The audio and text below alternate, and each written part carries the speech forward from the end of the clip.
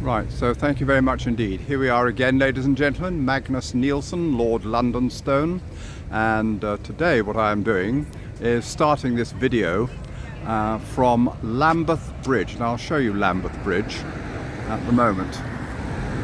That is Lambeth Bridge, and it's about 2 miles further upstream from Tower Bridge. And so at the present moment, let's come back. I'm at a place called Lambeth, and I'm on the south bank of the River Thames. And what I want to do now, just to turn round and point out to you some of the great sights of Lambeth. For instance, you've got here the entrance, the Morton Towers of Lambeth Palace in brick, and then next to it you have this church, the Church of St Mary at Lambeth.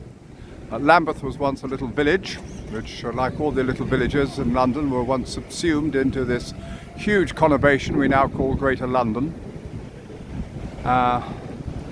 So this was a village church, and you can go and see it. But it's not a church anymore, it is now the Museum of Garden History. And if you go out into what used to be the churchyard, you'll find the tomb of Captain William Bligh, the man who sailed across the world in search of breadfruit from Tahiti, and he was cast adrift in 1789 by the mutineers on the Bounty, and he had to sail across 3,000 miles of ocean to get to the Dutch East Indies, which he did actually on an open boat with only a crew of about 12 people. And he came back to England and settled in England, and he lived further up the road. And this is where he was buried, and you can go and see his tomb. But it's very interesting if you're interested in gardening and the development of gardening. This is a place which you should go and see, certainly. Famous for the great English gardener John Tredescant, who brought things like pineapples to England. And this here, over on what is now my left-hand side, is being obscured by these tourist buses. Is the Morton Tower of Lambeth Palace. Now, Lambeth Palace is the London home of the Archbishop of Canterbury. The Archbishop of Canterbury is the senior churchman in the Church of England, which is our national church. And it's been had that status going back to 1190. Obviously, the Archbishop of Canterbury has a palace in the city of Canterbury, but this is his London home, and it's on the banks of the River Thames, because way back in those days the only practical way of getting around London was by boat. So you'd have to sail up and down the River Thames to go and see the other important buildings, like the Palace of Westminster, which is just over the other side of the river, and the Tower of London and so forth. What I want to do today, let me just come back, please, just stay where you are. What I want to do today is make a walk from here along the banks of the River Thames, and as I do that I propose, as usual, to comment on the things that you'll see as we go down here. And today is Saturday, the 25th of October 2025, so you're looking at London as it is at the present moment. And perhaps I was one of my little flights of fancy that they're going to preserve these things for posterity, so that in 100 years' time people will have a look at these and just see how time has moved on. We all move on, don't we? So what I think I will do now is just turn over again. Just stand by, please, don't go away. There we have it. It's from the south bank of the River Thames. You get some of the best views across the river. So I'll just walk down here. I'm walking towards Westminster Bridge, and you can see the Palace of Westminster, the Houses of Parliament. Over on the left we have the Victoria Tower with the flag, and the flag is large enough to cover a tennis court. And if you look very closely beyond the trees on the left hand side, you might just be able to see the two towers on the front of Westminster Abbey. Now, there was a palace built here, possibly for King Canute, certainly for Edward the Confessor, in 1049, and it remained a royal residence for the best part of 500 years. And then when Henry VIII decided he wanted to move into the Palace of Whitehall, which he had appropriated from Thomas Wolsey, he left the Palace of Westminster and gave it to the House of Lords and the House of Commons for use as Parliament. It's been Parliament ever since. The building was very seriously damaged by fire in 1834, and so it had to be completely rebuilt. Work started shortly after the destruction, and it took really about 50 years to complete.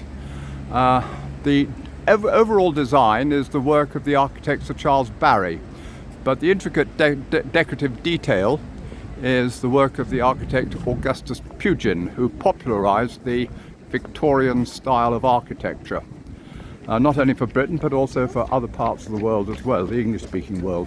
So what I'll do now is just turn around here, and as I make my way down here, you will see there is a statue, or at least the bust, of a member of the Special Operations Executive.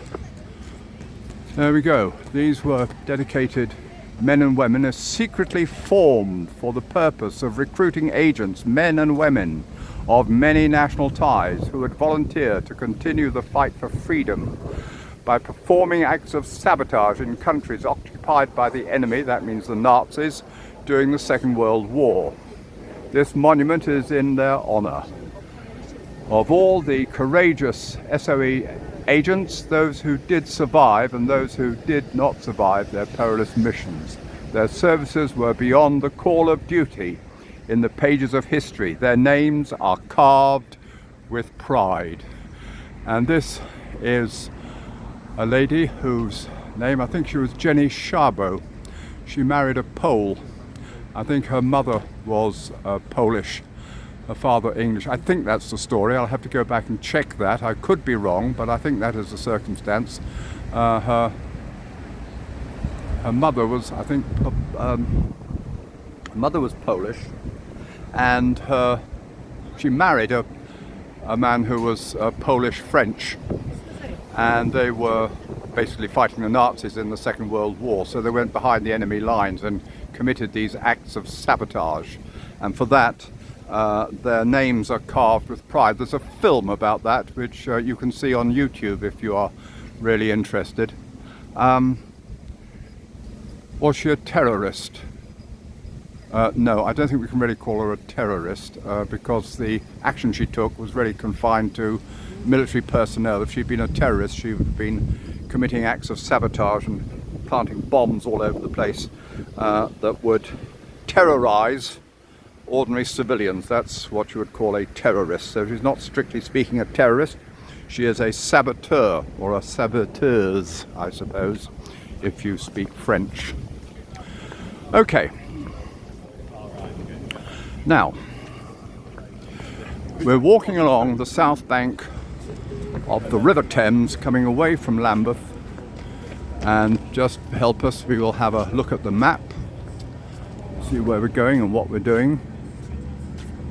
We are down there. Can you see my finger? And what we want to do is make our way all the way up here, and then ideally, if we can do it, we want to go all the way round the south bank and up to Tower Bridge. That is the long-term idea. Now that would take, if it were one video, it would take probably about 2 hours, and I don't think anybody wants to sit through a video of 2 hours. So what I propose to do is break them down into a series of smaller videos. I think that's probably the best way to do it. So we'll go down here, and as I say, just the idea is to show you what London is like and what you can see, and in general terms the best views you get of the really important buildings on the north bank is from the south bank. So what we're now doing is going past St Thomas's Hospital, which is on the right hand side. That is a Victorian hospital brought here in 1871.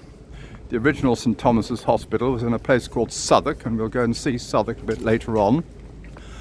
And that was That was founded in the late 1100s as an ordinary hospital for the people of London. And then, because London was growing and expanding, they decided to move out here, opposite the Houses of Parliament. And St Thomas's Hospital, which you probably can't see through the trees, was the hospital where Florence Nightingale, the lady with the lamp, organised the profession of nursing.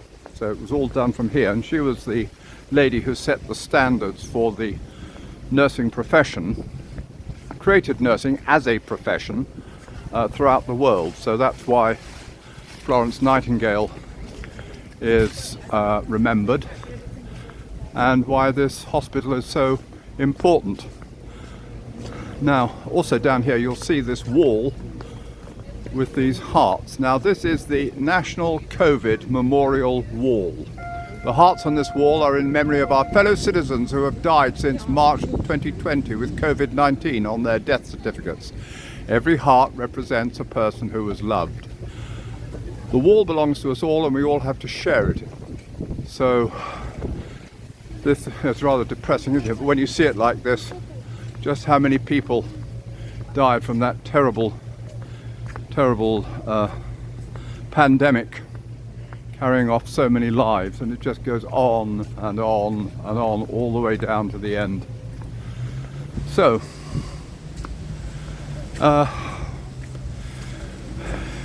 across the water you've got the River Thames, you've got the Houses of Parliament, and between us is the River Thames.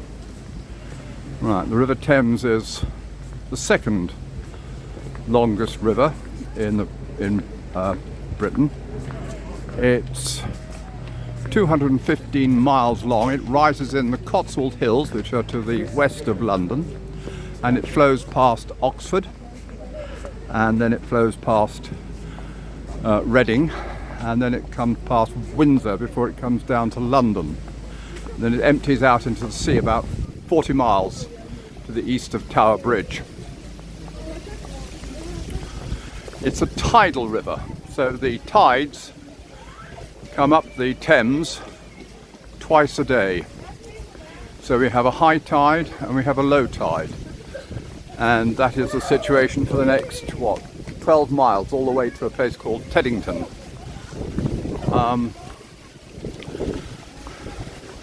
And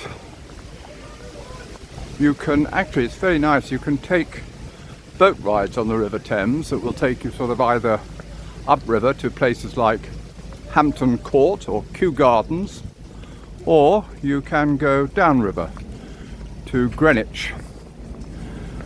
You can even go and see the Thames Barrier, which was created in the 1980s to block high tides from coming up the river. There was a terribly high tide in 1953 which caused a great deal of flooding throughout London, and many people were drowned. A bit difficult to imagine it now, but that certainly is what happened. Anyway, another look at the Houses of Parliament. So it's from our perspective, it's over on the left hand side. You have the House of Lords. I think I've told you before that the House of Lords are going through a process of reformation. We don't know quite what sort of constitutional position they're going to hold. They used to be, most of them used to be, people who had inherited their titles from their fathers, and that had been phased out gradually over the 20th century. They then started introducing the idea of life peers, so that you would be appointed to the House of Lords, but you wouldn't be able to pass your title onto your son or any of your children. And then in 1998 we had the whole massive reform, which was really a cock-up. They allowed 92 hereditary peers, and the rest were really appointed by the Prime Minister. And that's not really been a satisfactory arrangement. These people aren't happy with it, because of course it gives the incumbent Prime Minister a lot of power. In fact, I would argue too much power. So there are moves to make the House of Lords a democratic chamber. But that in itself has problems, because if they make themselves in a democratic chamber, then the democratically elected House of Lords will then be in competition with the House of Commons, which is over on the right-hand side. And the House of Commons consists of 650 members of Parliament. Really, strictly speaking, if we're going to be picky, we should call them the members of the House of Commons, but that's what they're called, MPs. And these are the people who argue about about the new legislation, and when they've come to some sort of agreement, they then vote on it. And what happens is both the House of Commons and the House of Lords have to agree. They have to get a majority in both the House of Commons and House of Lords on a bill before it can go for royal assent. When it goes for royal assent, the King or the Queen, if we have a Queen, the King will always sign the bill into law. It becomes an act of Parliament. And the last time that anybody has refused to sign a bill which has received the assent both of the Lords and Commons was Queen Anne, way back in 1707. So from that time, let's say, the monarch has no veto over legislation. Well, I mean, technically, I suppose legally they have, but it would be very imprudent for them to exercise that veto. So you can see let's just go a bit closer. You can see the waters of the river. They look pretty muddy and dirty. Actually, the river is very, very clean, comparatively speaking. It used to be an open sewer at one time, but they took great trouble to clean it up. And now I think there's a species, about 200 species of fish, including salmon, who thrive quite happily in the River Thames. And about, I think it was 2005, we had a visit from a whale, only a small whale, but it was interesting. Okay, so from here you can see the building, not terribly prepossessing, of St Thomas's Hospital. Very badly hit in the last war, and so many of the actual buildings are late 20th century, which is not a high point in English architecture. I think we can be agreed about that. And we have some very interesting modern buildings, but we still have what we call the good and the bad and the ugly, and many of them, I'm sorry to say, are ugly. But there are still many attractive things about living in London, so I'll focus on the positive and not the negative. Right, so looking across the river again. Rebuilt in the 1830s, and there was actually a move at one time. There was a suggestion that when they were rebuilding the House of Parliament, they should move into what is the building we now call Buckingham Palace, because at that time King William IV was living in Clarence House. It was he who suggested, actually, because he didn't really want to live in Buckingham Palace, he didn't like the idea. But the Duke of Wellington, who was the man who defeated Napoleon at the Battle of Waterloo, said, no, that's not a good idea. You want to have the Houses of Parliament on the banks of the River Thames, so that if ever there were a riot and the people rose up against the Lords and the Commons, it would be possible for both the members of the House of Lords and House of Commons to escape by boat on the River Thames. So that's why they kept the House of Parliament on the banks of the river. And you can see the clock tower. It's almost 1 o'clock at the moment. The weather is, what shall I say, the sky is overcast.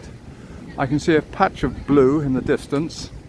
It might get sunnier, then again it might not. We don't really know. It's one of those days.